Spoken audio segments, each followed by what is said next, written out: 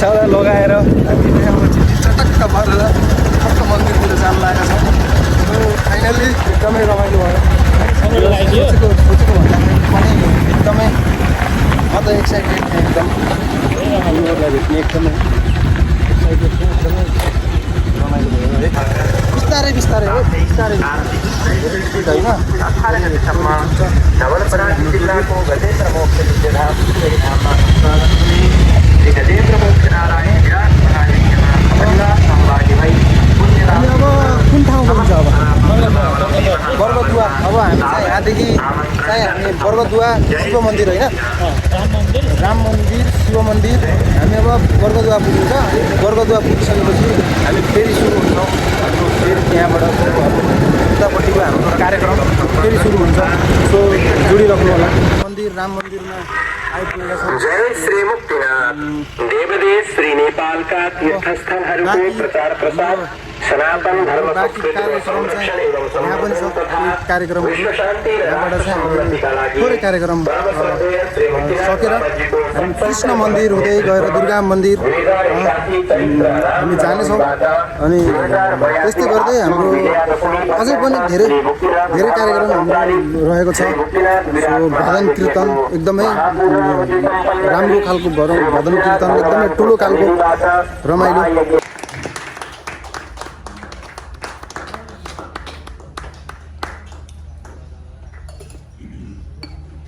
चक्षुषे नमो देवे नमः पृथिव्यै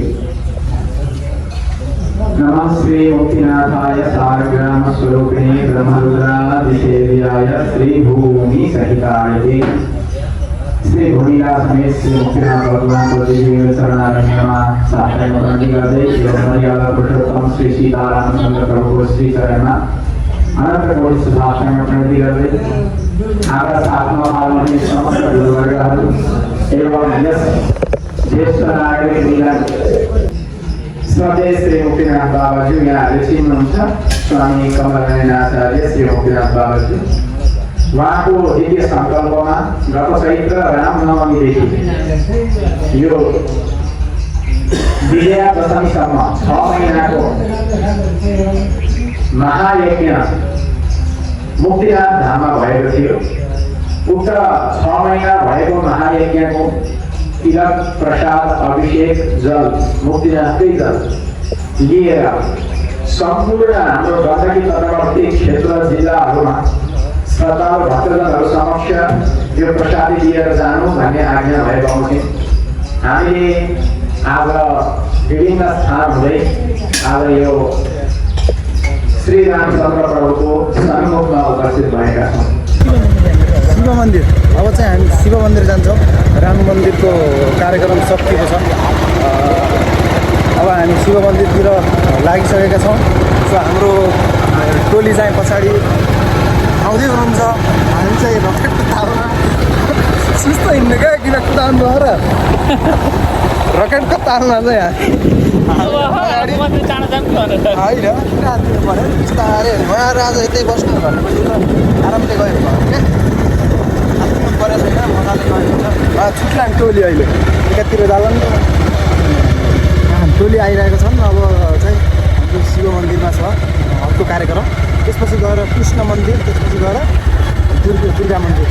अब यो 3टा मन्दिरमा चाहिँ अझै हाम्रो लगाएको एकदमै ठुलो खालको अझै कार्यक्रम छ। त्यहाँबाट चाहिँ हामी त्यहाँबाट कहाँ जान्छौँ हामी? त्यहाँबाट हामी आज राधाकृष्ण गएर विश्राम गरेर गुरुहरूका प्रवचनहरू सुनेर भजन कीर्तन गरेर आज रमाइलो गर्नेछौँ। श्री मुक्तिनाथ बाबाको सवारी भएको छ। त्यसैले हर्ष उल्लासले मनाउँदै रमाइलो गर्ने हामीले सम्बन्ध गर्नेछौँ। अभिषेक जल लिएर यहाँहरूको घर आँगनमा श्री मुक्तिनाथ भगवानलाई सवारी गराई शिव मन्दिर आइसकेका छौँ।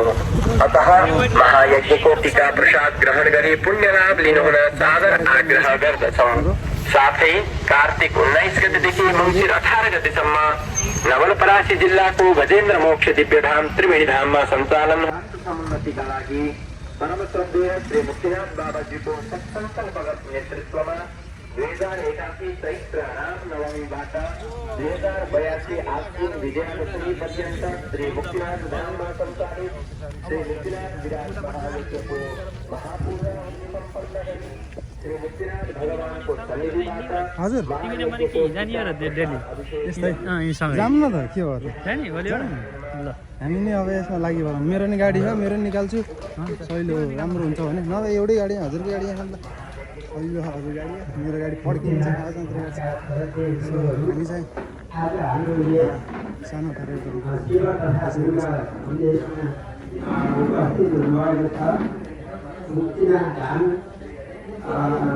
मुक्तिनाथ भगवानको भयलाई गर्न चाहन्छु र यस कार्यक्रमका अध्यक्ष नवराज सरलाई आफ्नो केही कुराहरू सही कुरोहरूलाई धन्यवाद स्वागत दिलाएको सही समापनको वर्षहरू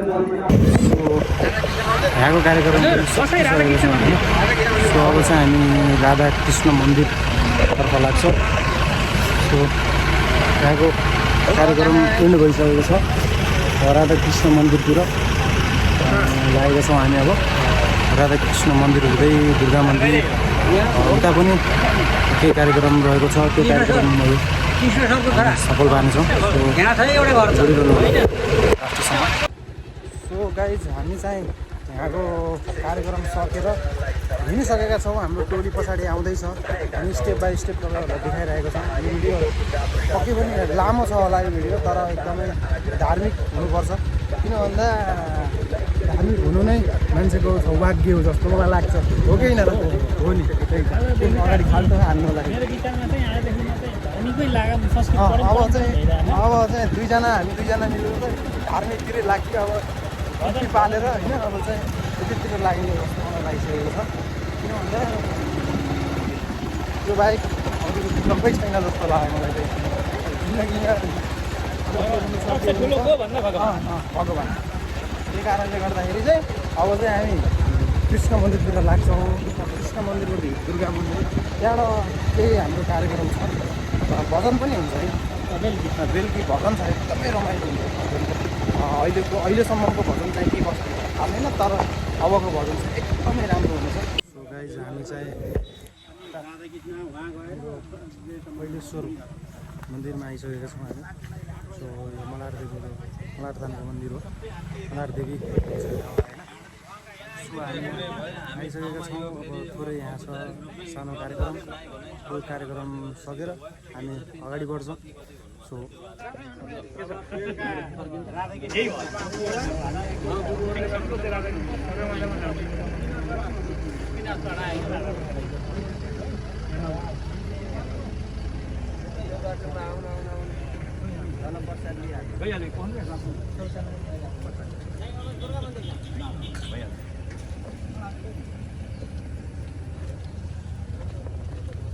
गाइज हामी दुर्गा मन्दिरतर्फ लागेका छौँ अब हामी केही समयमा दुर्गा मन्दिर पनि पुग्छ लिएर यहाँहरूको घर आँगनमा श्री मुक्तिनाथ भगवानलाई सवारी गराई उपस्थित भएका छौँ हामी दुर्गा मन्दिरमा आइपुगेका छौँ महायज्ञको टीका प्रसाद ग्रहण गरी पुण्य लाभ लिनुहुन सादर आग्रह गर्दछौँ साथै कार्तिक 19 गतेदेखि 18 गतेसम्म दुर्गा मन्दिर नवलपरासी जिल्लाको गजेन्द्र सो हाम्रो अङ्कल एकदमै चिन्तितमा हुनुहुन्छ श्री गजेन्द्र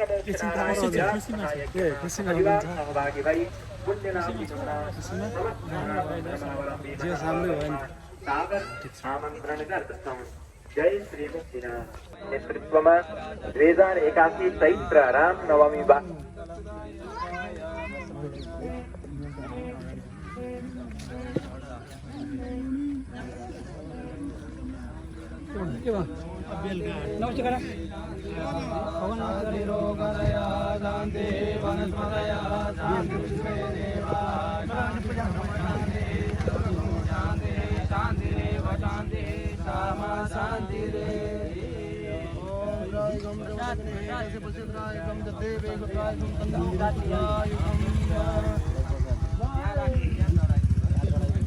जय तपाईँको